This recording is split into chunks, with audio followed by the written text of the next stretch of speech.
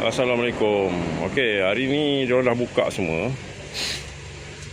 Lepas tu blok ni 1.3 saya dengan crankshaft tu saya akan bawa balik lah. Blok ni 1.3 punya 4G13.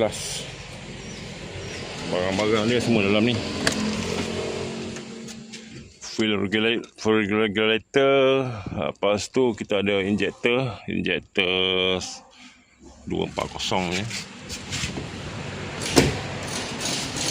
Injector GTI.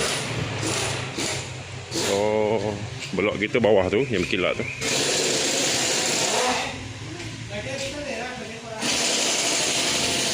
So ini conrod yang dah ambil dari suara tu. Lepas tu piston wajar, ini piston wajar.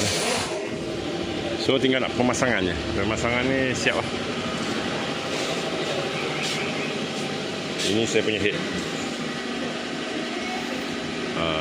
Ni maknanya dah progress. Kita akan siapkan hari ni dia akan pasang upgrade 1.6. Right.